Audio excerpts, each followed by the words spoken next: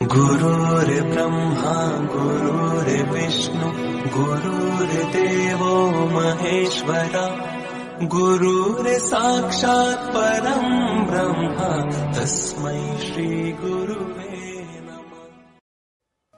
Good morning, सुप्रभात विद्यार्थी मित्रों। श्री डीएम बारण स्कूल परिवार में आप सभी का हार्दिक स्वागत है। आज हम 9वीं कक्षा में हिंदी विषय में 20वीं जो इकाई है धरती की शान जो गीत है, इसके जो साहित्यकार हैं पंडित भरत व्यास जी, इस इकाई की आज हम बात करने वाले हैं। पंडित भरत व्यास जी हिंदी साहित्य के एक ख्यातनाम गीतकार हैं। पंडित भरत व्यास जी हिंदी साहित्य जगत के जाने माने एक उत्कृष्ट साहित्यकार। आपका जन्म राजस्थान के चूरू नामक गांव में हुआ था और आपने कई गीत काव्यों की रचना भी की है। आपकी गीत रचनाएं हिंदी फिल्मों में भी ली गई।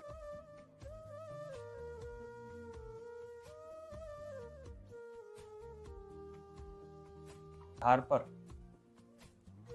पंडित भरत व्यास जी ने इस साहित्य की रचना की है। प्रस्तुत जो गीत है 1958 में आई हिंदी फिल्म गांव की गोरी से लिया गया है। इस गीत में मनुष्य की महत्ता को देखते हुए मनुष्य को सबसे बुद्धिमान बताया गया है। मनुष्य को सबसे बुद्धिमान बताया गया है। मनुष्य ने अपनी बुद्धि और कठोर परिश्रम के बल पर जल, थल, स्थल, तो उसी प्रकार एक बुद्धिमान मनुष्य की जो बुद्धि है वो सर्वश्रेष्ठ है। सब जो निपज है वो सब मनुष्य की बुद्धि के आधार पर है। मनुष्य ने अपनी बुद्धि और कठोर परिश्रम के बल पर जल, स्थल और नभ में तमाम उपलब्धियां अर्जित की है। देखो, मनुष्य ने अपनी शक्ति से प्रकृति को बहुत सीमा तक अपने अनुकूल ढालने में सफल हुआ है। कवि बताते हैं, मनुष्य की शक्ति के सामने कोई भी कार्य असंभव नहीं है। मनुष्य जो चाहे वह प्राप्त कर सकता है। हाँ, मनुष्य को एक बार ठान लेना चाहिए और उसी आधार पर कार्य करते रहना चाहिए। यानी कि मनुष्य की जो धरती की शान है, यही भाव जो है काव्य में अंतर्निहित है। यही हमारी महानता का प्रमाण है। हाँ, तो यहाँ धरती की शान अगर किसी को बताते हैं तो वो है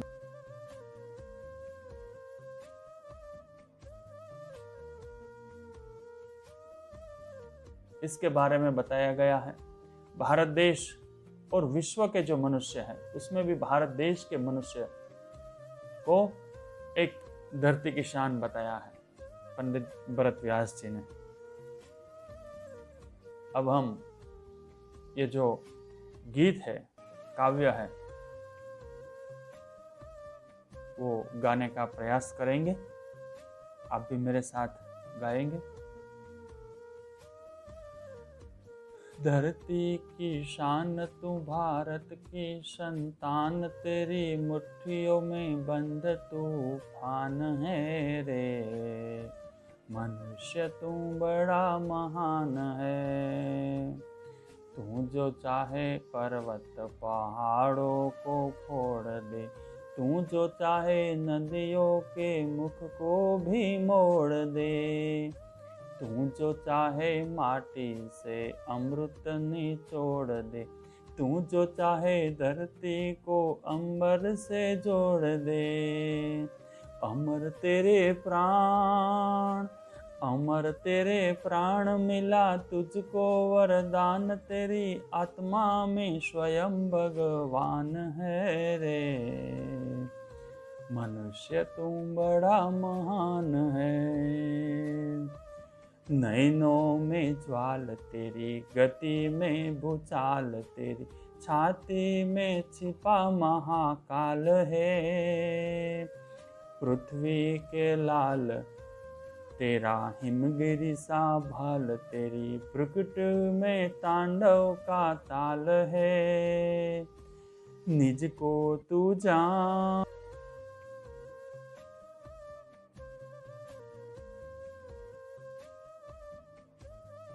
का आह्वान है रे। मनुष्य तू बड़ा महान है। धरती सा धीर तू है, अग्नि सा वीर तू, जो चाहे तो काल को भी थाम ले। पापों का प्रलय रुके, पशुता का शीश झुके, तू जो अगर हिम्मत से काम ले। गुरु मतिमान, गुरु मतिमान, पवन सा तू गतिमान, तेरी नभ से भी ऊंची उड़ान है रे। मनुष्य तू बड़ा महान है, ये भूल मत, मनुष्य तू बड़ा महान है। इसी प्रकार पंडित भरत व्यास जी ने ये जो गीत काव्य है, इस गीत काव्य की रचना करते हुए मनुष्य को एक बड़ा महान, इस धरती का महान व्यक्ति,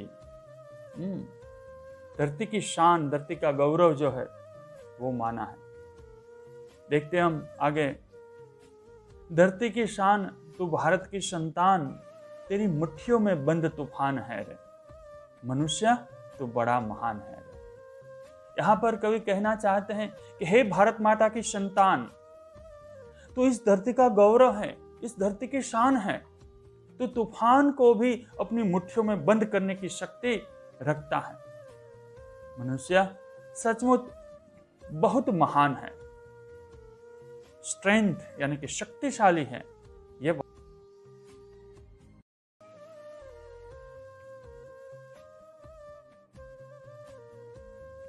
तू जो चाहे नदियों के मुख को भी मोड़ दे। कवि यहां पर कहना चाहते हैं कि हे मनुष्य, तू अगर चाहे तो पर्वत को फोड़ने की शक्ति, पर्वत को चूर चूर करने की शक्ति तुझमें है। तू नदियों का जो प्रवाह है, नदियों का जो मोड़ है, वो नदियों का मुख बदलने की शक्ति तुझमें अंतर्निहित है। हाँ, तू अगर चाहे तो माटी से अमृत निचोड़ दे, तू जो चाहे धरती को अंबर से जोड़ दे। अमर तेरे प्राण मिला तुझको वरदान, तेरी आत्मा में स्वयं भगवान है। आगे लिखते हैं कि तू चाहे तो यह सामान्य समझे जाने वाली जो मिट्टी है, इस मिट्टी से अमृत निचोड़ने की शक्ति तुझमें है। क्योंकि इतनी फसल उगाते हैं हमारे किसान भाई लोग, इतनी फसल उगाकर ये मिट्टी से में सोना निकलते हैं, अमृत निकालते हैं। कहते हैं ना, वो हमारा जो सुरवीर लोगों के सम्मान करने वाले जो गीत है ना, मेरे देश की धरती सोना उगले उगले हीरे मोती, मेरे देश की धरती। तो ये अमृत निकालने का ये जो तरीका है, तू धरती को आकाश से जोड़ने भी शक्ति रखता है। तू जो चाहे धरती को अंबर से जोड़ दे।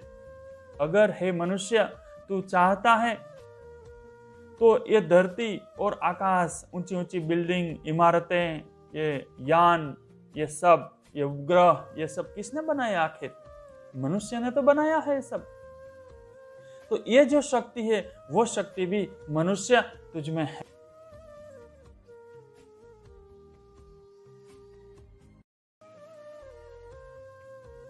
प्राणों की अमर रहने का वरदान मिला है। देखते हैं ना, गांधी, नेहरू, टैगोर, ये सब सारे जो महामानव बन गए हैं, वो अमर हो गए हैं। इतने कैसे वीर पुरुष जो है, कितने ऐसे नामी अनामी महामानव बन गए हैं, हर रोज हम उनको याद करते हैं। हे मनुष्य, तेरे प्राणों को अमर रहने का वरदान मिला है। तेरी आत्मा में स्वयं भगवान है। तेरी आत्मा में स्वयं भगवान रहते हैं। ईश्वर रहे, ईश्वर का वास है। इसलिए तुझे मरने का भय नहीं है और भय नहीं होना चाहिए। तेरी आत्मा में स्वयं भगवान है। हमारी आत्मा में स्वयं भगवान अंतर्निहित है, रहते हैं। इसलिए तो सब हम कार्य कर सकते हैं, हम चेतन बन सकते हैं। ये बात समझाने का यत्न कर रहे हैं। आगे लिखते हैं, नैनों में ज्वाल, तेरी गति में भूचाल, तेरी छाती में छिपा महाकाल है। कवि यहां समझाने का यत्न कर रहे हैं। कवि कहते हैं कि हे मनुष्य, क्रोध से भरे तेरे नैनो जो है, आपके नयन, आपकी आंख कैसे होनी चाहिए? अग्नि के ज्वाला जैसे होनी चाहिए। हाँ, अग्नि के ज्वाला के समान आपकी आंखें होनी चाहिए। तेरी छाती में छिपा महाकाल है। तेरी गति में भूचाल है। तेरी गति में भूचाल यानी कि भूकंप, प्रलय लाने की जो शक्ति है,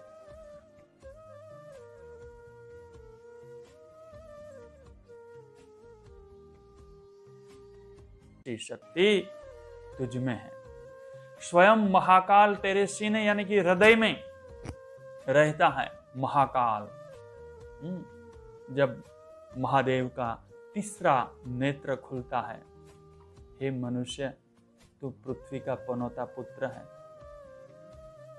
पृथ्वी के लाल तेरा हिमगिरी सा भाल, हिमगिरी यानी कि हिमालय, उत्तुंग शिखर जो है हिमालय, उसी प्रकार हे पृथ्वी का लाल, हिमालय जैसा उत्तुंग,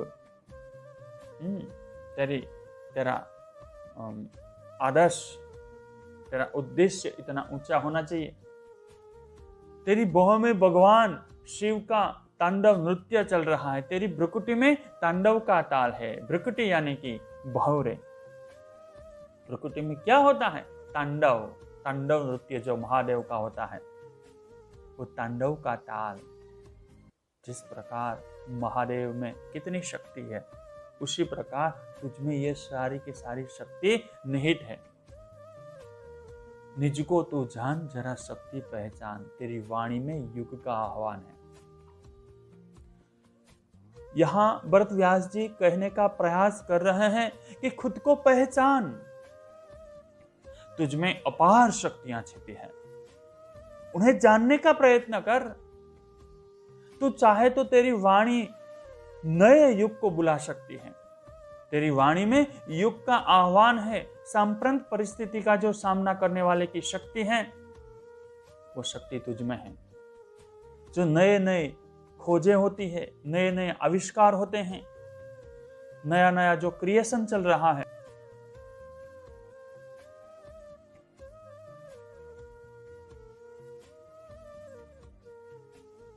सागर को लांघने की शक्ति है, आसमान तक जाने की शक्ति है, भूगर्भ में कहीं गहराइयों तक जाने की शक्ति है। आज स्थल स्थल का अंतर कितना कम हो गया है। आज मैं और आप ये इंटरनेट के जरिए मिल रहे हैं, पढ़ाई कर रहे हैं अपने घर बैठे बैठे, ये कोरोना महामारी में। ये भी क्या है? ये भी मनुष्य की एक उत्कृष्ट निपज है। हाँ, ये बात समझाने का यत्न पंडित भरत व्यास जी करते हैं। आगे भरत व्यास जी क्या लिखते हैं? धरती सा धीर, तू है अग्नि सा वीर, तू जो चाहे तो काल को भी थाम ले। हे मानव, हे मनुष्य, तुझमें धरती के समान धीरज रखने की शक्ति है।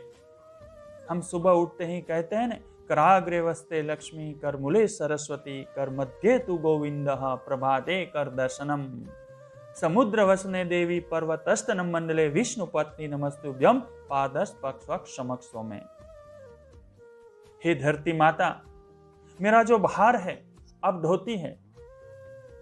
पूरे दिन कि मुझे मेरा रहन सहन करती है, मेरा भार ढोती है। तो ये सारे के सारे मनुष्य लोगों के, ये सारे के सारे दुनिया का भार जो है वो धरती उठाती है। इसलिए हम धरती को माता की तरह पूजते हैं, मानते हैं, वंदन करते हैं सुबह उठकर, है ना। हे मनुष्य, तुझमें धरती के समान धीरज रखने की शक्ति भी है, और इसी तरह तुझमें अग्नि के समान जलाकर राख कर देने की शक्ति भी है। तू जो चाहे तो काल को भी थाम ले। काल यानी कि समय। हे मनुष्य, तू अगर ठान ले, तय कर ले, तो काल को आगे बढ़ने से रोक सकता है। समय को बांधने की शक्ति जो है ना, वो भी तुझ में है। तू जो अगर हिम्मत से काम ले, पापों का प्रलय रुके, पशुता का शीश झुके, तू जो अगर हिम्मत से काम ले। आज धरती पर जो पाप की बाढ़ आई है, चारों ओर जब हम सुबह न्यूज़पेपर देखते हैं तो हम पढ़ने को मिलता है कि यहाँ ये डकैती हुई है, यहाँ चोरी हुई है, यहाँ भाई भाई के बीच झगड़े होते हैं, यहाँ ये हो गया, वो हो गया। ये सब जो पाप है, धरती पर जो पाप की बाढ़ आती है, फला फूला हुआ है पाप। तू जो चाहे तो उसे रोक सकता है, रोकने की शक्ति तुझ में है। तू जो अगर हिम्मत से काम ले, पशुतुल्य जिंदगी आज अपना सिर उठा रही है। हिम्मत से तू अगर ये काम करेगा तो उसे परास्त करने की शक्ति तुझ में है, परास्त तू कर सकता है उसे। गुरुषा मतिमान, पवन सा तो गतिमान, तेरी नभ से भी ऊंची उड़ान है। कवि यहाँ पर आगे लिखने का प्रयास कर रहे हैं कि हे मनुष्य, तुझमें गुरु के प्रति जो भाव होता है, ऐसा बृहस्पति जिसे हम कहते हैं, गुरु जैसी दृष्टि, उच्च कोटि की विचारधारा, बुद्धि, और तू वक्त के समान गति रखने वाला, सांप्रत परिस्थिति को जानने वाला। इसलिए तू आकाश में जैसा चाहे वैसी उड़ान भर सकता है। जैसी चाहे वैसी उड़ान तुम भर सकता है। क्यों? क्योंकि तुझ में गुरु बनने की भी शक्ति है। लघु नहीं, जो लघु नहीं होता है वह गुरु होता है। यानी कि ये गुरु जैसा, गुरुषा मतिमान यानी कि बुद्धिशाली, पवन सा तो गतिमान, जिस प्रकार पवन की गति निरंतर चल रही है, नए नए शोधे, नए नए आविष्कार, ये सब चल रहा है। आकाश में जैसे तेरी नभ से भी ऊंची उड़ान है। नभ यानी कि आकाश, उससे भी ऊंची जो उड़ान है वो तू भर सकता है। ये शक्ति तुझ में है। ये बात समझाने का यत्न कर रहे हैं यहाँ पर। आगे भरत व्यास जी कहते हैं कि मनुष्य महान है जो कभी हार नहीं मानता, अड़िग रहे वो पथ पर, लिए आग उस लक्ष्य की, टकरा जाए वो घनघोर अंधेरे से, लिए मन में विश्वास उस सफलता की, टूट कर फिर हुआ खड़ा, ऐसा है धैर्य उसका। हे मानव, बता दिया तूने, तू अंश है परम आत्मा का। हे मनुष्य, तू परम आत्मा का अंश है, ईश्वर का अंश है, तू सब कुछ कर सकता है। तो यहां पर हम छात्रों को उद्देश्य में रखते हुए कहने का प्रयास करेंगे कि आप घर बैठकर भी अच्छी पढ़ाई कर सकते हैं, ऐसा भरत व्यास जी कहते हैं। हाँ जी, आज मैं और आप ये स्थूल रूप से वर्गखंड में नहीं मिल सकते हैं तो क्या हुआ, लेकिन घर पर बैठकर हम अच्छी तरीके से पढ़ाई कर सकते हैं। ये शक्ति आप सभी में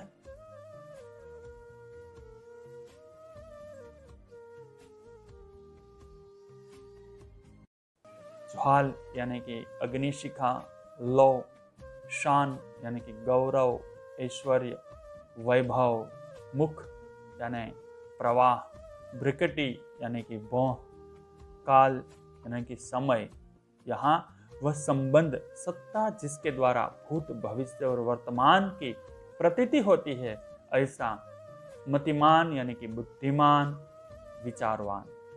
प्रलय यानी कि नाश, विनाश, आह्वान, पुकार, भाल यानी कि मस्तक, कपाल, ललाट, निज यानी कि अपना। इस प्रकार अब हम ये जो एक एक वन लाइन क्वेश्चन है, वन लाइन आंसर, वो भी हम देख लेते हैं। प्रश्न के उत्तर एक एक वाक्य में है। तो कवि की दृष्टि में सर्वाधिक महान कौन है? तो कवि की दृष्टि में सर्वाधिक महान मनुष्य है। आप क्या क्या कर सकते हैं? विद्यार्थी होने के नाते में वो सारे कार्य कर सकता हूँ जो एक आदर्श विद्यार्थी को करने चाहिए। अन्य जीवों से मनुष्य महान कैसे हैं? मनुष्य ने जल, थल और नभ पर अपना अधिकार प्रस्थापित कर लिया है, इसलिए वह महान है। धरती सा धीर किसे कहा गया है? धरती सा धीर मनुष्य को कहा गया है। धरती की शान कविता के रचयिता कौन है? धरती की शान कविता के रचयिता पंडित भरद्वाज जी हैं। कवि मनुष्य से क्या कहता है? कवि मनुष्य से अपने अंदर की जो शक्ति है वो पहचानने की बात कहते हैं। मनुष्य की आत्मा में किसका वास है? मनुष्य की आत्मा में भगवान का, इसका वास है।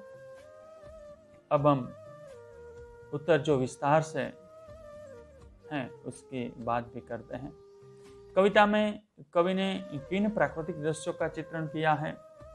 कवि ने कविता में पहाड़, नदियों, धरती, आकाश, हवा जैसे प्राकृतिक दृश्यों का चित्रण किया है। कवि ने मनुष्य को असीम भक्तियों से, शक्तियों से संपन्न बनाया है। वह चाहे तो पर्वतों को फोड़ सकता है, वह चाहे तो नदियों का रुख यानी कि उसका प्रवाह भी बदल सकता है। अगर वह ठान ले तो धरती और आकाश को जोड़ सकता है। मनुष्य पवन गतिमान है, पवन सा गतिमान है, इसलिए वह आकाश में ऊंची ऊंची उड़ान भी भर सकता है। प्रस्तुत कविता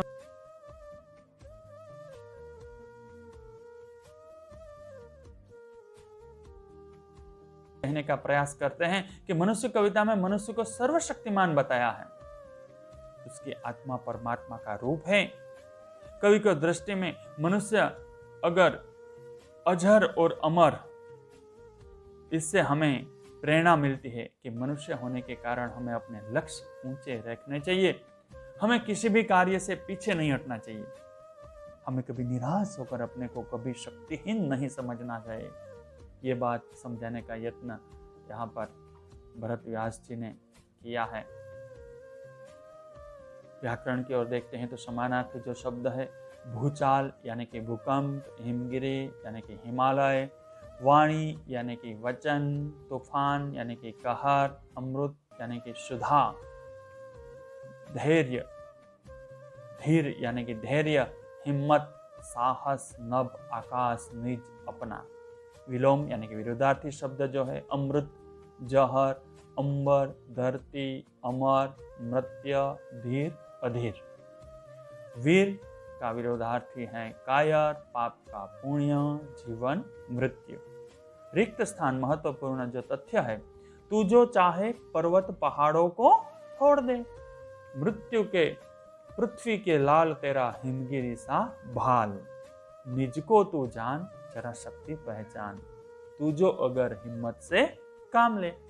ये बात समझाने का यत्न यहाँ पर पंडित भरद्वाज जी ने किया है।